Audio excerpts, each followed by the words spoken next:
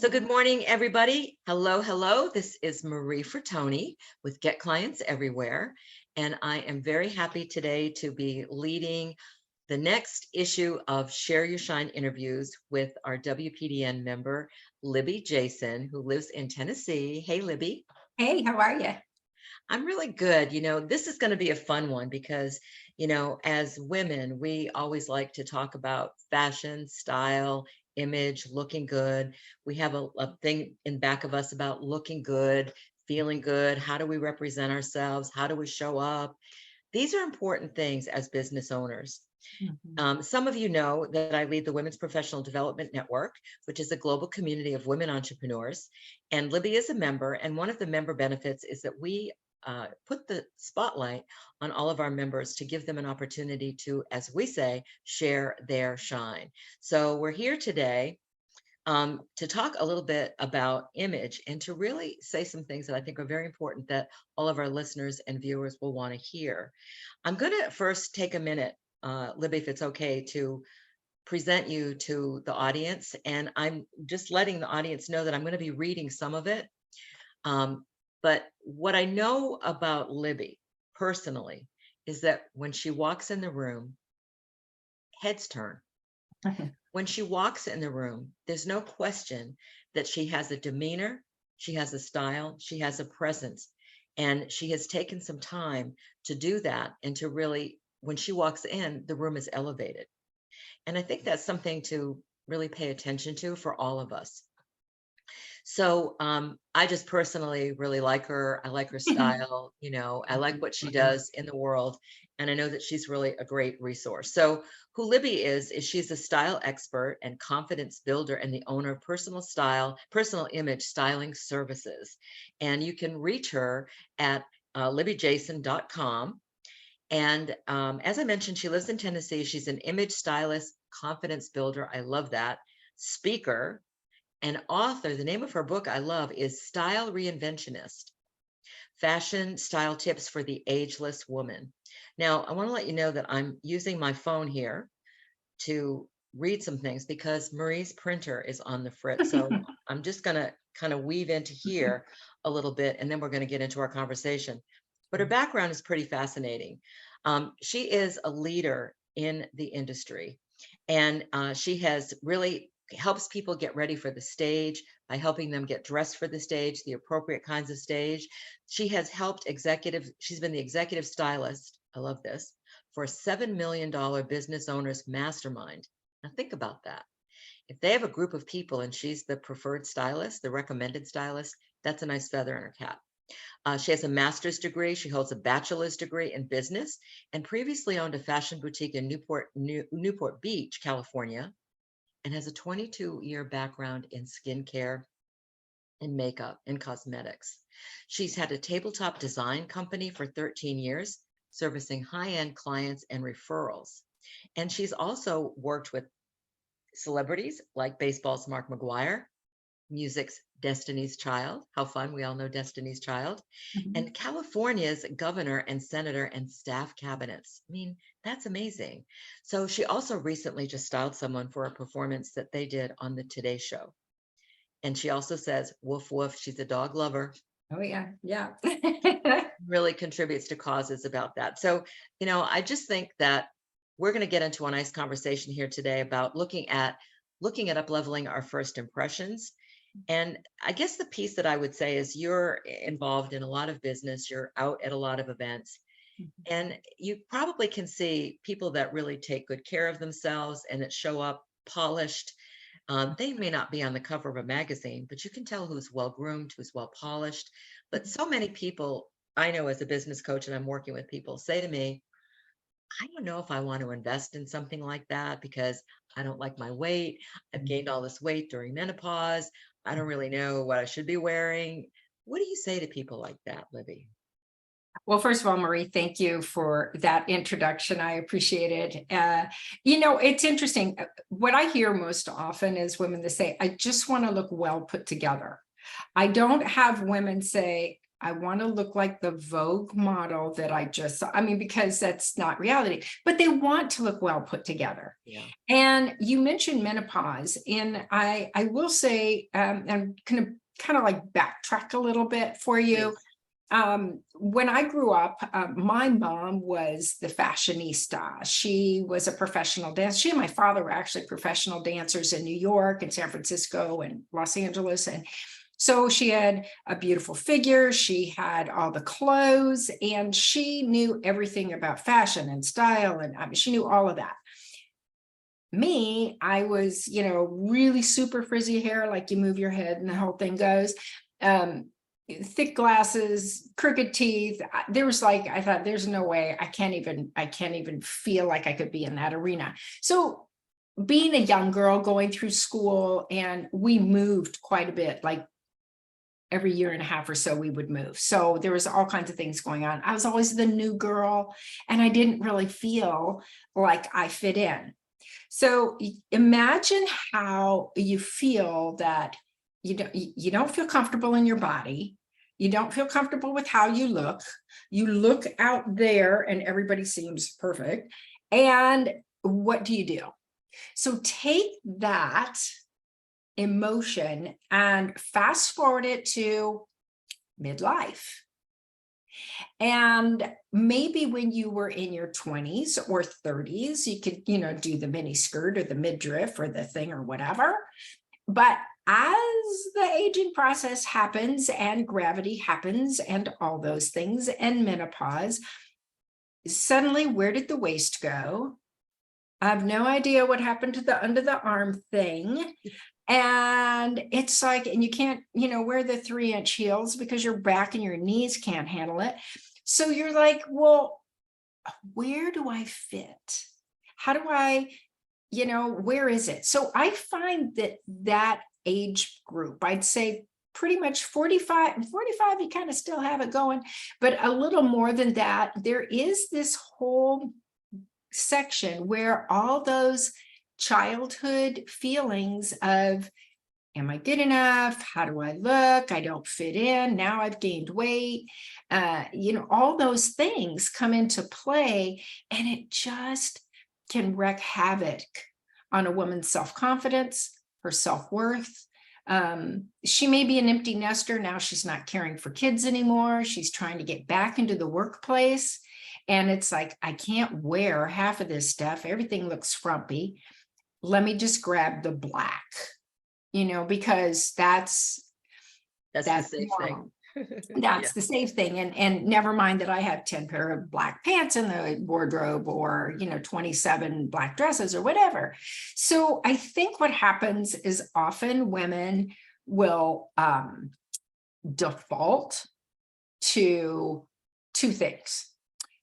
I'm really not at my ideal weight right now, so I really don't want to invest in anything. Mind you, they haven't been at their ideal weight for a long time, and that's okay. I have a solution for that, so hang on. Or I'll hear, oh, I really don't care. It really doesn't matter. I really never really liked makeup. I really am not good at that. I've worn my hair this way for 30 years. And it's almost like a little buffer, because maybe nobody's ever taught them how to apply their makeup now that they have, maybe crow's feet, and, we've all got we just want a little bit of duct tape back there would help. So we all want those things. So it's really a matter of learning a skill set for you individually to know how to present yourself as the best version of you in a very comfortable way, but that is letting people know, hey, I care enough about who I am as a woman to show up as my best self. It's a great answer. I'm the first to say, well, I'm not always happy with my weight and things like that. But I was on an event the other day, and this is a group of people that I've known for a bit. And the guy who was leading the event, when I showed up on the Zoom room, he said, "Oh, Marie's here. She always looks so great." And I could just see on the Zoom on the Brady Bunch Zoom Yeah, things, you're I mean, right. Yeah. everybody was kind of like going, "Oh, yeah." And I really like, I don't think about it that way, but I kind of like to take care of myself. And I mean, I have my Yeah, slubby days for sure. I'm But sure. when I'm going to show up at an event, I mean, I have simple things, I have simple taste, but I think what I do is somewhat useful to me. Or the first thing you said to me today was, "Oh, Marie, you look great in red." You do. But years ago, I learned that wearing anything that was brown or camel hair was not in my best interest, that I looked like a dead person. That in those days when everybody did their colors, it was something that was important. But those lessons really have stuck with me in terms of how I like to show up, especially on a camera. What do you have to say about the importance of really paying attention to why is it important the way we show up and how others perceive us as we show up? Well, first of all, Marie, and I commend you for saying, hey, I'm going to be at a professional event. I'm going to dress well. Be Mhm. it a Zoom or in person, either way, you are your marketing. Yes. So when someone is looking at, well, what's the importance of, hey, I'm just working from home or whatever, it is still you're marketing your business. Yes. So before somebody gets to your website or your LinkedIn page or your business card, if you still have them or anything, they want to make sure that you look credible, trustworthy, professional. You want to have all those things. Now, that if you're not, hey, I've got earrings on and different, maybe that's not you. Don't be you. I mean, don't be me, be you. And just learn that that is going to be your first impression.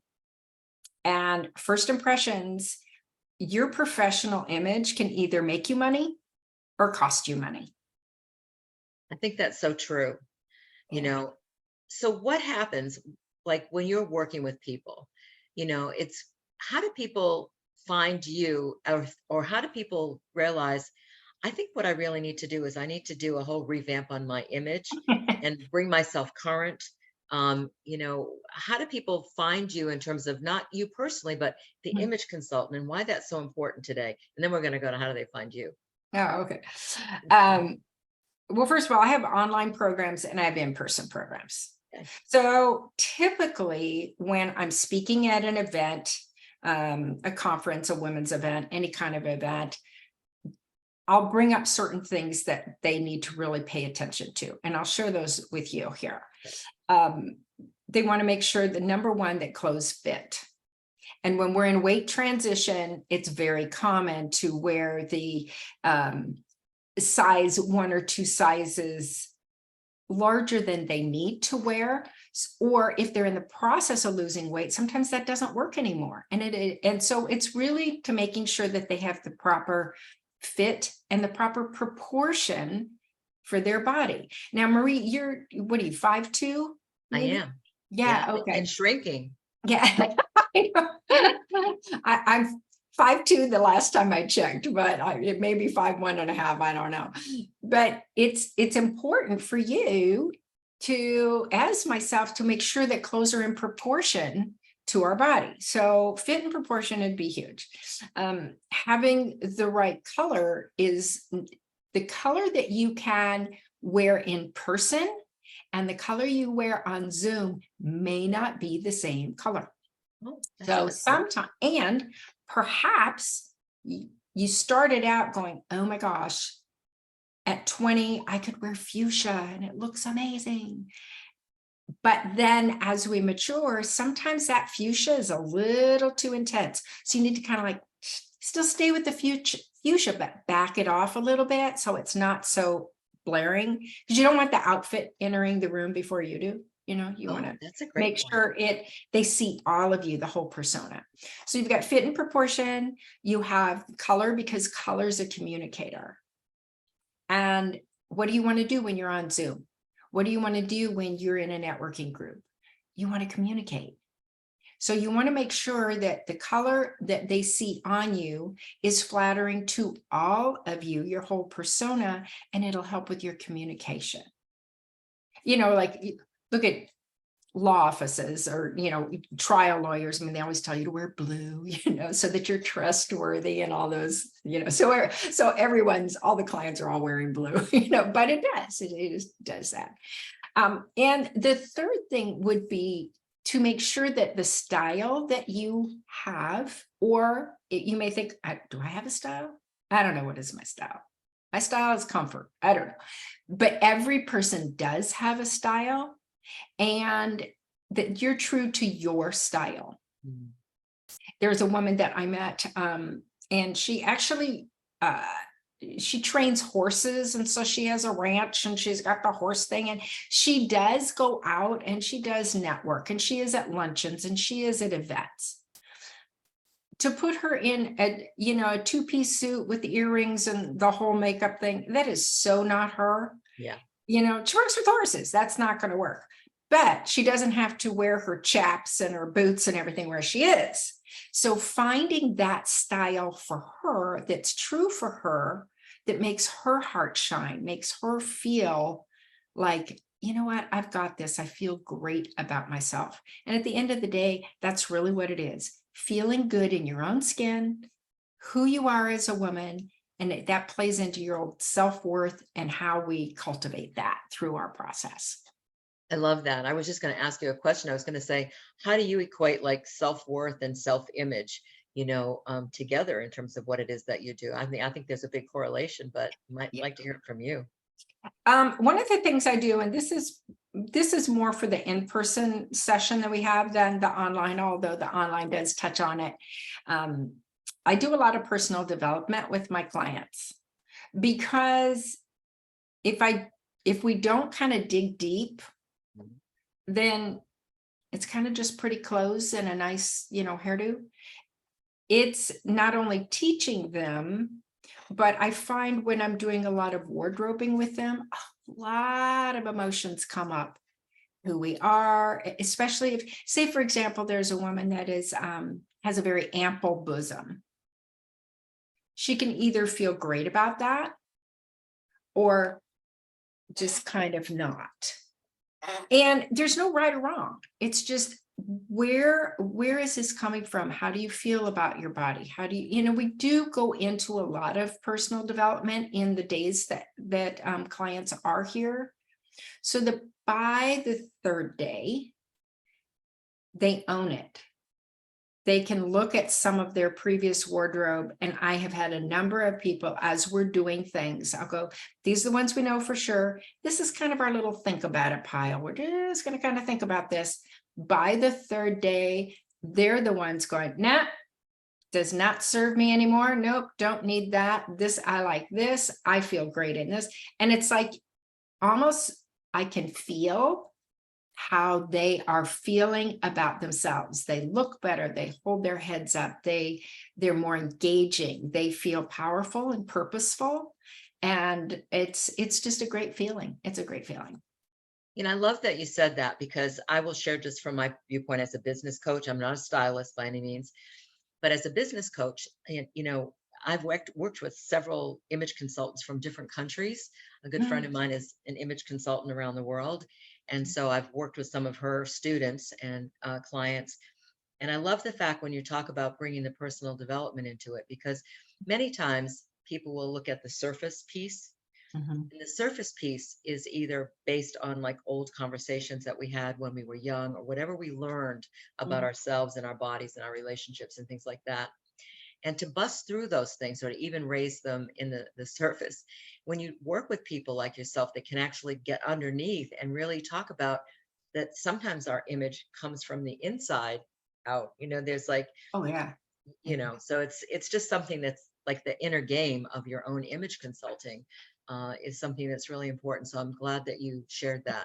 Tell us a little bit, if you would, about your ideal perfect clients, who you love working with, who you want to work with. How do you connect with them? I'm going to let people know ahead of time when they reach out to you. You have a great newsletter, Style Tip Tuesdays, and I get it every Tuesday and I read it every Tuesday. Oh, thank you. And it's short, sweet, and it's got really great content. So I want to Thank you. acknowledge you for that, and encourage you all to connect up with Libby. Tell us a bit about that, if you will. So I'm trying to remember the question. Oh, I know. I deflected Got so on many that one. questions in there. Pick one. The one that I want to pick is like, who are your favorite clients? Who would you Got say it. are your ideal perfect clients? So my ideal client, not that I wouldn't be more than happy to work with a woman that's 30, but typically women that are 45 and up in that group that are either corporate and they are mid to high level management or aspire to be. Yeah. So that's that executive presence that's important because we don't want somebody passed over for a promotion. We don't want someone that is like not even being considered. We want that. I would also say entrepreneurs, because entrepreneurs that are in a space where their image is going to directly affect their bottom line. I have worked with women that have been, retired and they just like to travel, and I'm more than happy to do that. But their needs aren't the same. Yeah. So really that would be my sweet spot, is working with women. Now, I was asked for on the Today Show to style a man, which I do have men that will come to me for certain things. I don't work with them. I like working with women Yeah. exclusively. But I think men are hilarious because they'll go, Libby, what do you think of this jacket? Do you think that this will work? Like it's a big secret or something. And I always think it's hilarious. So yes, I will. Men are pretty simple, but I will help them, but I don't have a program for them. I would just come and help them. So that's how I work with that. As I said, we have our online program, which is great because anybody can do that all over. And one of the things that I do offer in the online program is Zoom presence, like a Zoom image refresh. Because we're talking about clothing and how people show up and here's your little box. But how that shows up, whether it's lighting or the camera or the background or your outfit or how you did your hair, whatever, those things are all so important because they're all part of your marketing. So I do include that as well so that we can go through there so people can feel like, hey, I'm rocking it. And that's what I want. So I think if I'm hearing correctly, you have two ways to work with people. One is you work privately with them, or you work in a group program. Is that correct? Yeah, the online program. Well, the online program is a go at your own pace. Oh, Totally okay. self-paced, they can do whatever. But once a month, we do have a live Q&A. So sometimes that's tutorial and we'll teach people things. And sometimes it's bring me whatever you want to bring me and let's talk about it. So that is what that is. The in-person, it's a 1, 2, or a 3-day program, depending on their needs. Someone may say, I don't really need the photo shoot.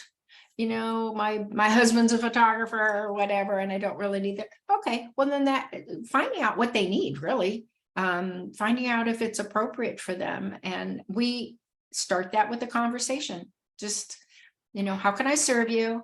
What do you need right now? How can I improve your business? How can I help you as a woman? And we go from there. I love that. So if people were to reach out to you, what's the best way you'd like people to reach out to you, Libby? Probably to go to my website, LibbyJason.com. I do have a free gift there. How to look like $1 million without breaking the bank. And so when they Good do title. that's a download that they can get as a free gift, and that will start them on Style Tip Tuesday. So they can reach me the best way there, and there's a contact information, and whatever they need I'm here to serve them. I also am a speaker, so there's a little speaker tab up there, and love to speak to women and encourage them, elevate them as much as possible. I love that. And I was just going to say, Libby's a great speaker, and you can book Libby for one of your events. Libby's going to be the speaker in September for WPDN, one of our live events. I'm excited about that. And I just want to say thank you. The kind of work that I do with people is, there's two types of people that I work with predominantly. One is the brand new entrepreneur, that might have really had a great corporate background. They've been pretty successful there, but they know there's been a calling for them to do something else, and putting them together. And so speaking and really building their business is very important. And I think how people show up, I would say this, showing up matters, and how you show up matters. Even Mhm. if you're not the speaker, even if you're not the person that's on the panel, when you walk into the room, and how you present yourself is so important.